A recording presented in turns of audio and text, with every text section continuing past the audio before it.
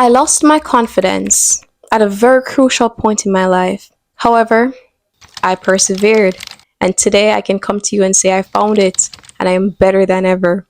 Let me tell you what's happened and what I did to gain this wonderful gift back.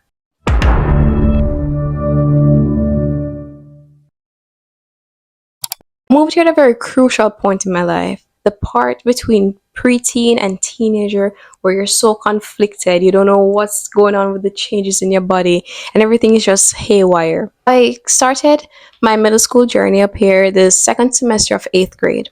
I excelled academically because there was already a strong foundation there.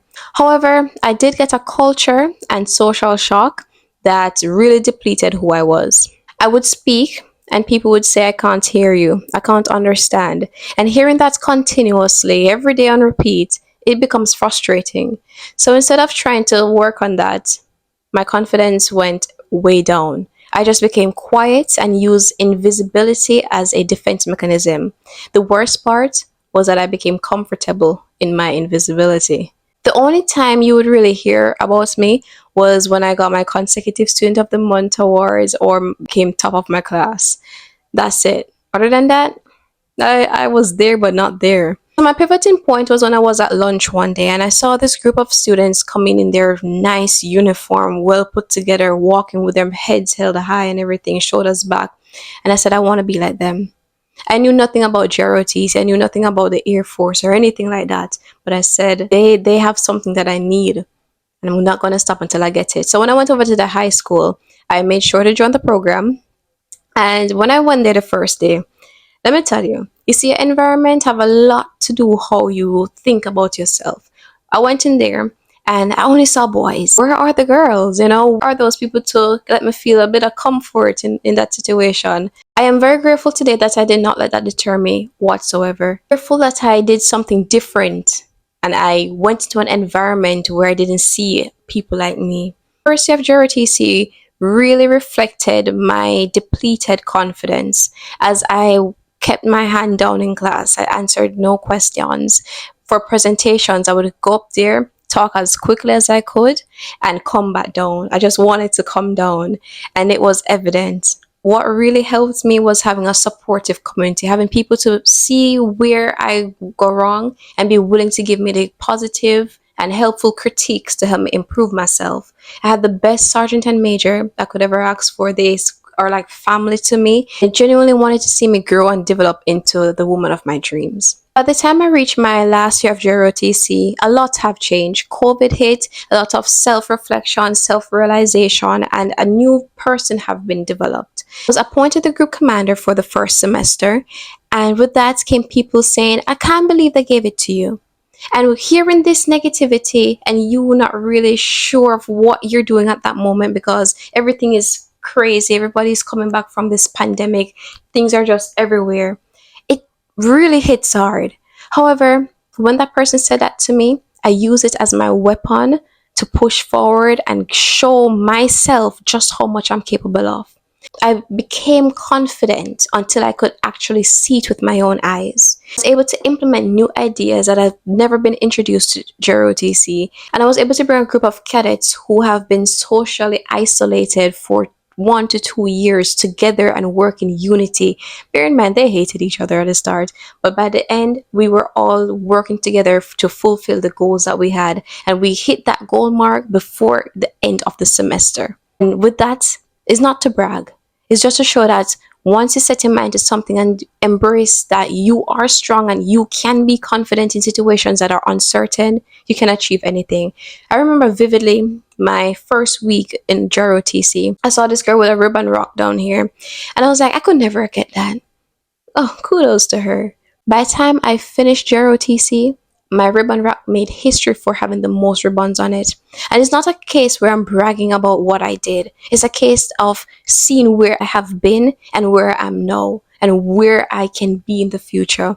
It's a moment where I can look back and say to that little girl, you did it. Yes, you who decided to be quiet and invisible. You decided to step out of your comfort zone and find back who you were. You decided to let your voice be heard.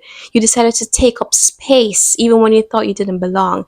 Yes, you did it. If I could just go back and tell her that everything would be okay, that is what I would do. Tips I'm gonna give will depend on you, but I want to just share some stuff that you can implement in your life to make it a little better, right? Let's get into it. So before you try to use any of these tips, you must first identify the trigger.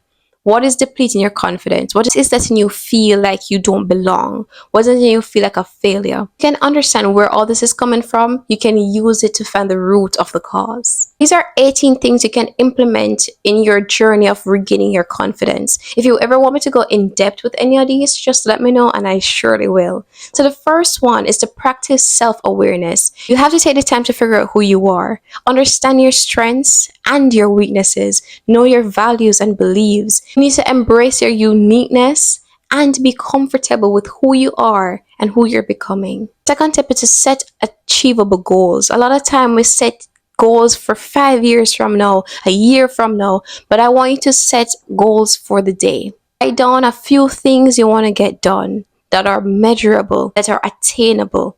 Get those done. And you see, when you do those small things, you then get that push to go ahead and set a bigger goal. Set goals for the week, set goals for the month, and then you will have a clearer vision of where you want to be 5 years from now, where you want to be 10 years from now. You can't bombard yourself with all that if you can't figure out where you want to be in the present moment. Number 3 is to please take care of yourself. I neglected myself so much when I lost my confidence. But trust me, the way you take care of yourself has a huge impact on how you present yourself and how you carry yourself and how you feel.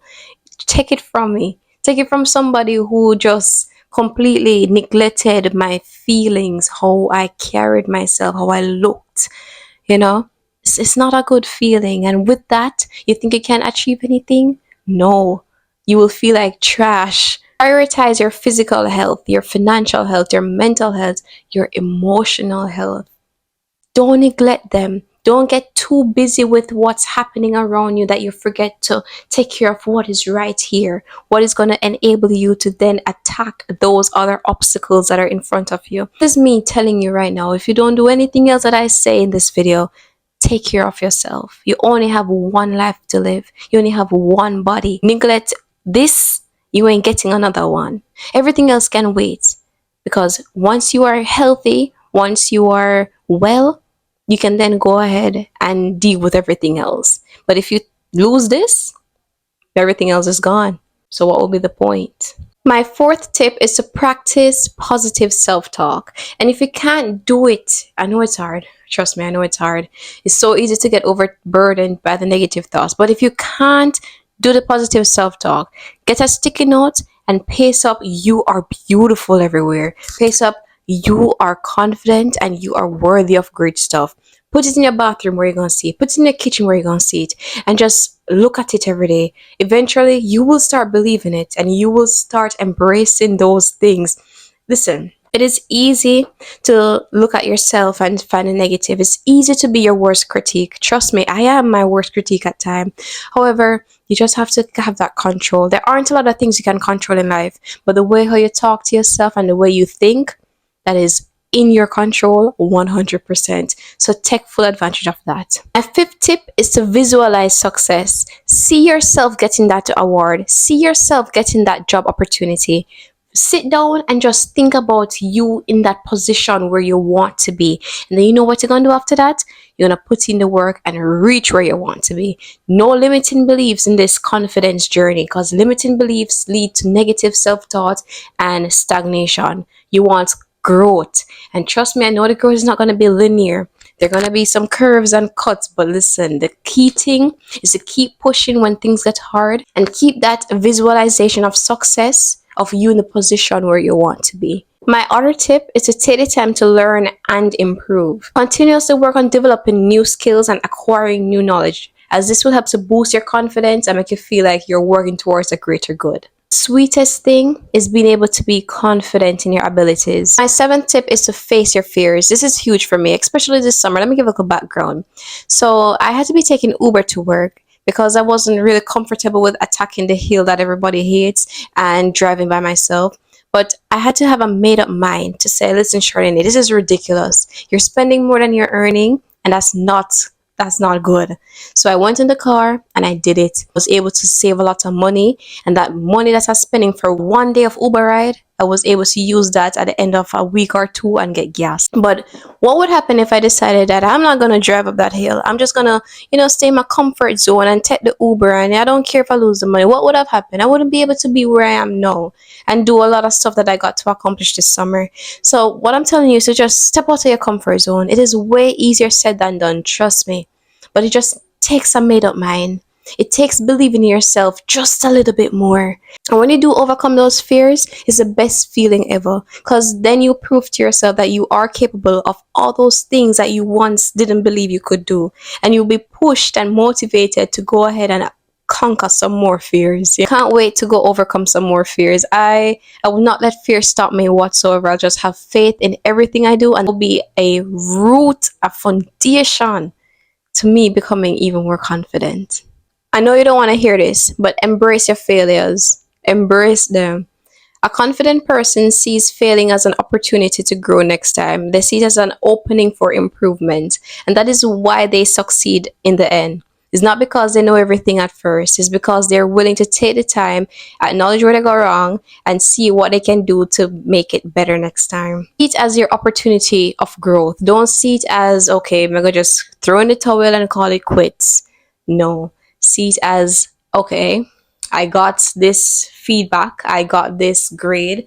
Let's see what I can do so that next time I can go in and going to succeed. It's a very thin line between reaching where you want to be and just staying stagnant with where you are. When you don't have your self-confidence and you're not in the best mindset, it is so easy to just fall into the trap of complaining. You complain about the simplest things and you can't see the good in anything. Just continuously talk about the bad. You continuously talk about what you don't have. You continuously talk about everything that's not going your way. And you fail to be grateful for what you have. You let the things of this world block our vision and think we need everything, all the materialistic thing, when really and truly having life is the best gift we can ever ask for. And then you realize just how blessed you are and how so many people would want the life you're living right now. All right? The key to growth is gratefulness. Because if you're not grateful for where you are now, you won't be able to be grateful for where you're planning to be. And you'll be on this continuous hamster wheel. Being able to cultivate gratitude helps to shift your mindset from a sense of self-doubt to self-awareness and self-assurance. And that is huge. Stop the complaining and say thank you. Thank you, Lord, for where I am and where I'm about to be. Thank you for life. Thank you for the opportunity of growth so I don't have to stay here forever, but I have hope for a future. And if you can think like that, that's where everything changes. That is where you get your pivoting point. Surround yourself with positivity. Good stuff isn't just what you put in your body, it's also what you absorb from your environment. Spend time with people who support you, who have your genuine interests at heart, who cares for you just as much as you care for them. Don't allow things to drain your battery. Don't allow people to speak negatively over your life. Once you realize that is happening, hold the door open for them and let them leave. Because even if you're not conscious of what is happening around you, trust me, it has a big impact on your subconsciousness and how you see yourself as a person. I don't care who it is. Eliminate them. It could be a family member, a relative, a friend. Once they're not supporting you in the way you need them to support you, and if they're dragging you down, let them go. I know it's hard, but let them go. You will thank yourself later. So I don't know how this works, but it does. Having a good body language, a confident body language, has a lot to do with how you think, have a lot to do with your mindset. Again, I don't know how, but it does work. So I want you to practice having a confident body language. Shoulders back, held head high, have proper eye contact. Listen, if you have to intimidate some people, look them directly in their eye when they're speaking. That will let people trust you more. Don't let me get started. But your body language does have a lot to do with how you feel about yourself. So the next time you go into a room, don't slouch up and make your space small. I want you to fix that. Be the queen and king you are and take up space because you deserve to, baby. You deserve to take up space. Don't be afraid of that. I have mastered not having to use social media, any form of social media, because I took a year and a half off from everything. I shut the world out and I just focused on me. This helped to reduce social comparison. So just like how sometimes we can't really see how things affect us, if you go on social media and you see somebody, living their best life, you might not readily say, "Oh, I wish I had their life." But in somewhere in there, you're like, hmm. I know it might be hard for you to just give up social media like that. If you can, I would suggest giving up social media for a while until you have get back that mindset where you are just solely focused on your growth and progression. Then you can go back on it and, do what you want to do. Then meanwhile, I do recommend that you limit your social comparison because it leads to a feeling of inadequacy. It leads to a feeling of lack of self-worth, a lack of growth. So easy to look at somebody else's lawn and say their grass is greener. What's happening to mine? But let me tell you, if you take the time and water your own lawn, you will see that your grass has the potential to also be green, probably greener. If you keep focusing on what everybody else is doing, you're going to lose something that you can never regain. That's time. Time is of the essence. So use your time wisely. Water your own lawn. See where needs some little more fertilization, some more care. And trust me, you will see a difference in your life. You will. Don't let these social media platforms control who you are and how you live your life. Life is outside of a screen. It is not scrolling through your phone every day, living up to the latest trend. That's not life. That is not life. Life is going outside and seeing what's out there, enjoying the things that we don't have to pay for. That's just a little thing that helped me out a lot. Accept the compliments. When somebody say you look really fine today, say thank you, love. Don't say, "Oh, really?" No, say thank you. Because you do look really beautiful. You look very handsome. Accept the compliments. I used to be a nicey. If you want wipes, I'm always the one saying, "Here, I have wipes." You want snacks? Here, I have snacks. But I had to set boundaries because when I was in need, there was nobody there. Nobody. I'm not telling you not to be nice. I'm not telling you not to be the helping hand to somebody else. But set boundaries in your relationships. Set boundaries in the activities that you participate in. Tell people no. I know you don't want to say no, but tell them no because at the end of the day, you are the one sacrificing something that you truly need for somebody else that, I'm sorry, more than likely won't be there when you need them. Hey, don't say Chardonnay said. You have to be able to respect your own needs and set limits, or else people will use you over and over until you're drained and cannot be replenished. Don't someone ever warn you? I still struggle with this one and it's celebrating my small wins. I am the type of person who is like, okay, done. What's next? What I got to do after that? I don't take the time to really acknowledge what I have been through and what I have done to reach where I am. That's not good. It's not good. When I graduated high school, after I turned that tassel, I was like, okay, done. Let's move on. I didn't take the time to acknowledge that, Sharnay, you did so much. You were in the top 5% of your class. You got so many awards, scholarship. Girl, pat yourself on the back. I didn't take the time to do that. Looking back, I really wish I did. I'm not going to let that happen again. And the small wins, drinking water for the day, which is something I need to work on. I'm going to say, yeah, girl, I really want you to do that because we're not promised tomorrow. We're not promised the opportunity again to accomplish something. So when you do, at least take some time to just be like, I'm proud of you. Let me tell you what really helped me. God helped me. I confronted him with my situation. I said, Lord, I cannot do this on my own. I cannot do it on my own. I confronted him. He took what I had left of myself and he worked on me. He gave me roots so I could be sturdy in the ground. He gave me a foundation so I could be strong. So when storms and obstacles came my way, I could withstand everything. He gave me back myself 10 times better. And he's still working on me in everything I do. Everything. The only way I can have true confidence is if I pray about it, if I put it to God. I lay myself at his feet. And that's how I go about my life. College was difficult at first. First semester I had everything just come. It was hard because it wasn't just academics. Academics was good. There was emotional, physical, everything. But I laid at his feet and I was able to succeed. I taking a test, I pray about it. I driving, pray about it. Going to do a presentation, I say, Lord, take control of my temple. Be the voice that these people hear. I can't do any of this without him. So I'm not gonna ever sit here and pretend like it's all me. You know, the world can look out and be like, oh, that girl, she's so smart and everything. I will never take that credit. I owe it all to God. I owe it all to him. So that was my journey of regaining my confidence, the tips that I have implemented, and this lifestyle that I have developed to help me gain it back and keep it flourishing, you know?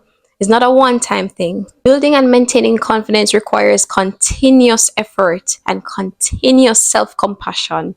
It's a journey. And you see, once you decide to go on that journey, please don't turn back because what's at the end of that is going to be great. Keep your head held high.